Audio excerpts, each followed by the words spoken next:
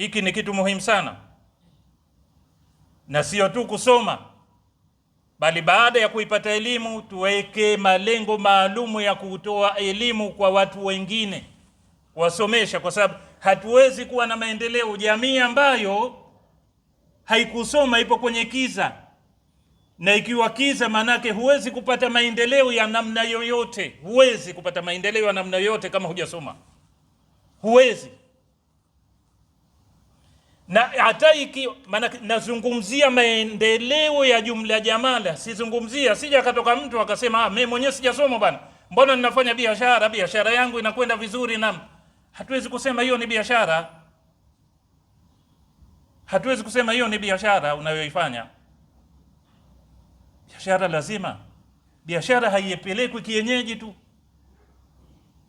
Biashara huwezi kufanya biashara kienyeji, hatuwezi kusema hiyo ni biashara katika falsafa ya Kiislamu kabisa. La, hiyo haihesabiki kuwa ni biashara. Ndio kuna tofauti kati ya mfanya biashara na mjasiriamali. Lazima ili watu walifahamu, hususan Waislamu. Mfanya biashara huyu na biashara moja, mjasiriamali ndo na biashara moja.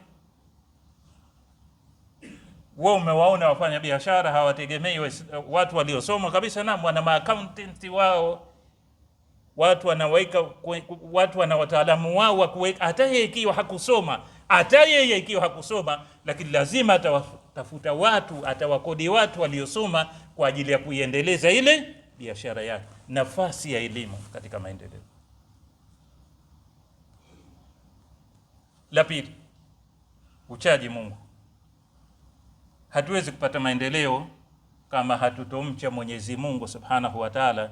Mwenyezi Mungu anatuambia katika Qur'ani, walau anna ahlul qura amanu wattaqu lafatahna alaihim barakatin minas samai wal ardh.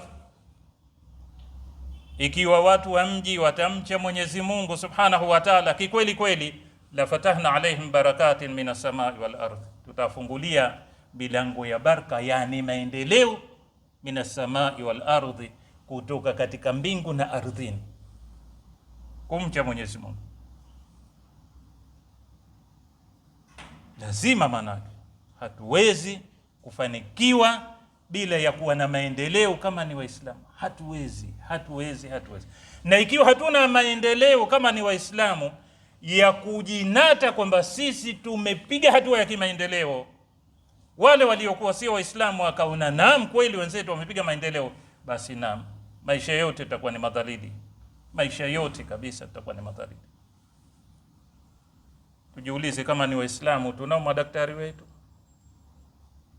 ambao wake zetu wakihitaji kutibiwa watakwenda kwa madaktari wa kike, watatibiwa na, au sisi wanaume tukihitaji kutibiwa na, tunao ma specialist wa kiume ambao watatutibu.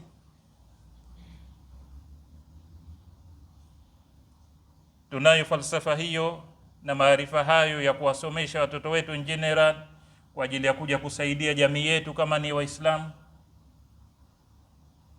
Watu waliotaalamika na wenye kujua nini maana maendeleo, mipango yao wanaweza wakapanga hapa na kwa mipango ya miaka 20, miaka 50, miaka 100 mbele huko inayokuja. Ndugu yangu, sisi tupo tunakwenda, yakuluna wa yatamataun kama taakulu al-an'am wa nar mathwalahum. Kazi yetu kula namna kustarehe tu.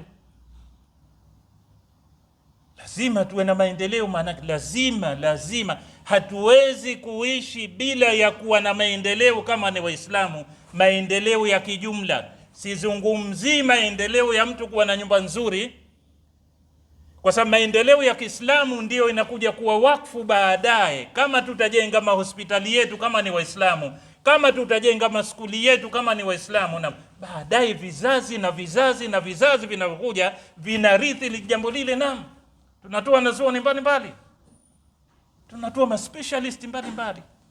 Hivyo ndivyo Waislamu wanavyotakiwa. Naam, tupo tu tunakwenda mizozo mingi na watu wanagombana kwa sababu naam, lazima tufikie hapo. Na ukiangalia falsafa za ibada zetu tulizokuwa nazo, falsafa zote za ibada, tukianzia na falsafa ya haji, tukianzia na sala tunayosali, tukenda kwenye saumu tunayokwenda nayo, tukenda katika zaka tunayoitoa. Hizi ni ibada zote zinahimiza watu maendeleo, zote zinahimiza watu maendeleo. Maana kushikamana ile pamoja katika kila jambo lao, mshikamano wa kuweza kufikia lile lengo. Kwani mtu anakwenda hija peke yake bwana? Si anakwenda na wenziwe. Arafa utakaa peke yako? Na huwezi kukaa Arafa peke yako. Si utakaa na wenziwe bwana? Watu chungu zima mnakwenda, mnabadilishana fikra na jinsi gani tunaweza tukaupeleka mbele Uislamu wetu. Ndugu zanguni wa Kiislamu, lazima